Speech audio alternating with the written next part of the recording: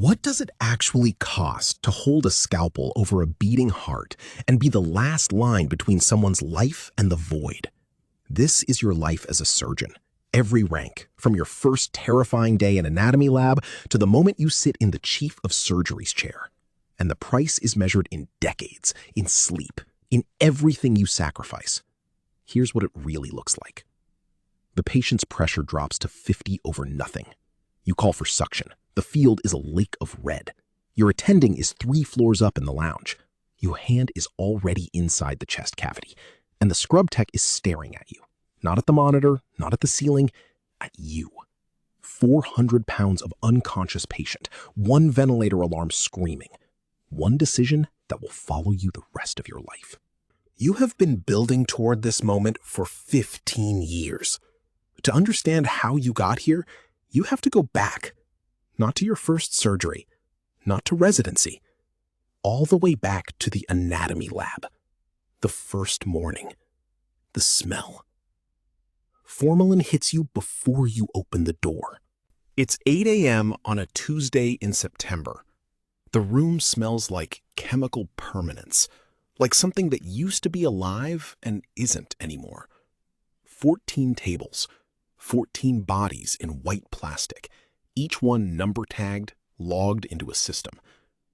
You are 22 years old, carrying $47,000 in first-year debt, and you are about to make your first cut.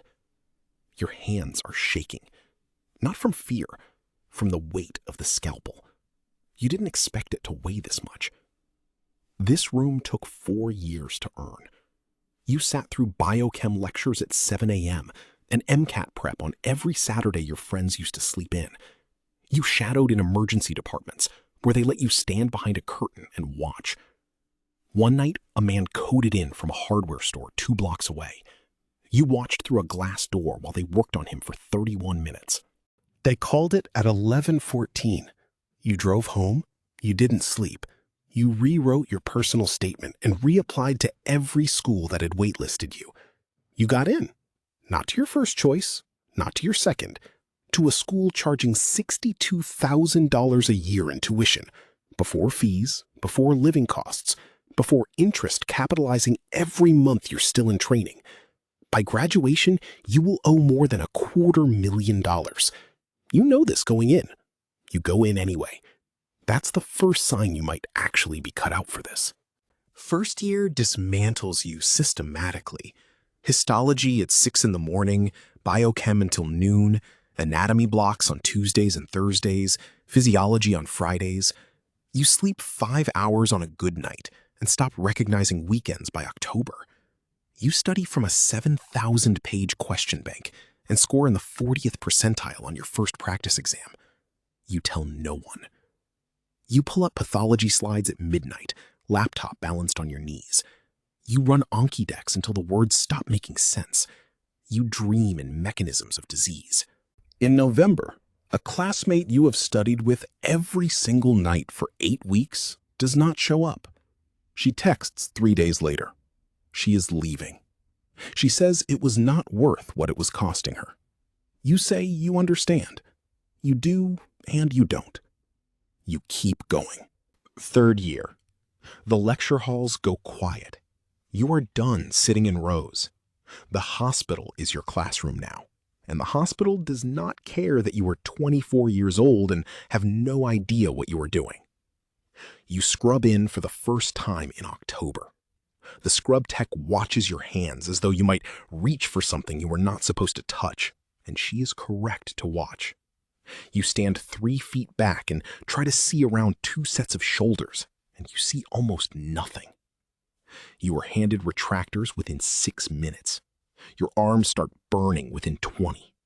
You hold for 9 hours. You do not say a word about it. The attending does not learn your name for 6 weeks. This is not oversight. You are background. You are a body holding tension off the field. You answer pimping questions with partial credit and get marked down for hesitation, not content. You learn to speak faster, pause less, look like you already knew. You rotate through medicine, pediatrics, obstetrics, psychiatry. Each one teaches you something you will not use for the next 15 years. But surgery is different. The first time you are in an OR for a real case, something inside you goes very still. You need this. You know it before you can say why. You apply. You interview at 9 programs across 11 cities in November, wearing a rented suit, making conversation that sounds like confidence, but is mostly controlled panic. You rank programs by case volume, culture, and geography, in that order. You submit your rank list on a January Friday, and then you wait. Your debt crosses $200,000 in the meantime. You open the loan servicing email, read the number, close the tab. There is no useful action available to you. You keep going. Match day is a Tuesday in March. They hand you an envelope in a room full of people you have spent 4 years competing against. And underneath all of that, loving. You open it in front of everyone. The program name is in 12-point font. The city is one you visited once for a cousin's wedding in 2019. You are moving there in 68 days. You find an apartment online on a Saturday. You sign the lease without seeing it. You pack what fits in your car. You leave the furniture. Intern year. The volume is unlike anything your training prepared you to hold. You are managing 20 patients before noon. You are paged at 2 in the morning about a potassium of 5.6. You are signing a discharge at midnight for a patient you admitted at 6 that morning. The residents above you are not cruel. They are absent. They have their own 20. You are sleep-deprived in a way that becomes its own background noise. You stop noticing it the way you stop noticing a sound that has been running for months. You make decisions in this state. You write orders in this state. Your co-interns are in varying degrees of collapse. One quits in December. Another transfers to radiology in February. You do not blame them. You think about it once, on a night shift in January, when your post-call brain is running so slow the nurse has to prompt you twice about a critical lab value. You put the thought away. The first patient you lose dies at 3:17 on a Wednesday morning. You are the one in the room. You are the one who calls it. You walk to the nursing station, sit down, and write the death note. It requires specific language: time of death, cause, family notification, next of kin. You write every field the way you were trained. You do not cry at the nursing station. You drive home at 5 a.m. You sit in your car in the parking garage for 11 minutes. You stare at the steering wheel. Then you go upstairs, sleep 3 hours, and come back. By second year, your hands are starting to mean something. You close skin, you place a drain, you close a fascia under direct supervision, and the attending watches, but says nothing. And that silence is its own grade.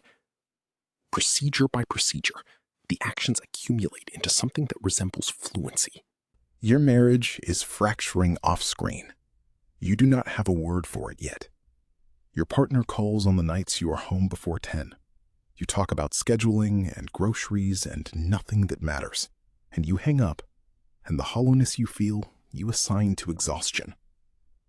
It is not exhaustion. You have known this for 8 months. You cannot afford to know it louder. Your partner moves some things into the guest room sometime in PGY2. Neither of you says anything about it directly. You both understand that naming it would require a conversation you do not have the capacity for. The space between you grows with the same patient compounding interest as your debt. You keep going. Second year, March, a Tuesday. The attending says, "Close for me," over her shoulder, and is through the door before you can answer. You look at the scrub tech. The scrub tech looks at you. You pick up the needle driver. You close.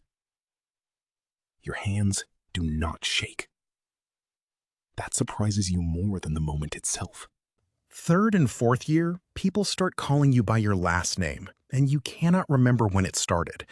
The interns track your movements the way you used to track someone else's, not because you demanded it, because you stopped looking uncertain, and certainty is the thing people in a hospital walk toward. The board exam is 700 questions across 2 days and costs $1,000 you do not have. You study for 3 months while running interns, holding overnight call, and attending M&M every Wednesday at 7. You pass on the first attempt. The score arrives on a Thursday by email. You read it for 40 seconds. You go back to work. The OR evolves quietly through those senior years. You stop being asked to explain your reasoning on a case you have done 40 times. Attendings leave the room earlier.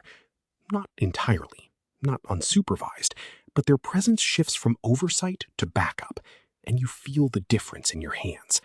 You move faster, not recklessly, purposefully.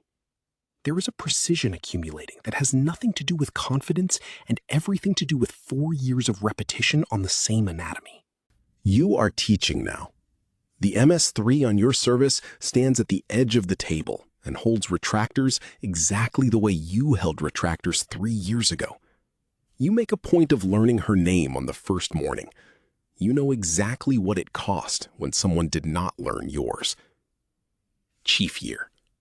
You are the one who writes the OR schedule. You manage the call calendar, the yearly evaluations, the conflict between the second year who needs trauma cases and the third year who needs the same cases for board requirements. You are the last call before the attending's phone rings, and the first name on every crisis the interns cannot handle yet.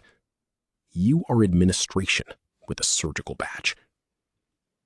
There is a quiet authority that accumulates in this year. The nurses know your name without looking at your badge. The scrub techs have your next instrument ready before you reach for it. The interns accept your read on a crashing patient without asking for confirmation from above. You have become someone this building depends on, not because of your title, because of what surviving 6 years inside these walls has made you. You are still a resident. You are barely still a resident. Fellowship. Another envelope, another city, another apartment you have researched on a screen but have not seen in person. You are a fellow now, which means you have willingly stepped back to the bottom of a new hierarchy that exists inside the one you just spent 6 years climbing out of. Cardiac Fellowship pays $61,000 a year. Your debt is $322,000. You do the math once and close the tab. There is no useful action available to you. You have been in this exact moment before. The fellowship attending is the best surgeon you have ever stood next to. You watch her hands the way you watched athletes as a child, trying to find the frame where ordinary motion crossed into something else. You cannot find it. The technique is seamless. So you do the next best thing. You copy her exactly. Every grip, every angle, every pause before the cut. In 6 months, you will be half as good as she is. That will make you extraordinary. The OR is different here. You are inside a heart. You are on bypass.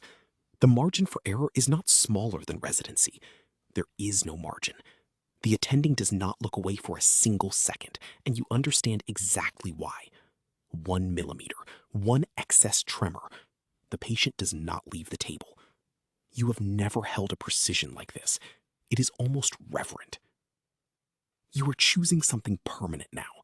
Cardiac, trauma, plastics, hepatobiliary, the subspecialty that will define every referral letter for the next 30 years. The one word that will follow every conference introduction, every moment a primary care physician types your name into a portal, because there is no one else in the region who does what you do. You are 34 years old, 12 years in training, not yet a real salary, not yet operating on this case type without a pair of senior hands somewhere in the room. Next month, the fellowship ends. Next month, there is no attending left to stand at your shoulder.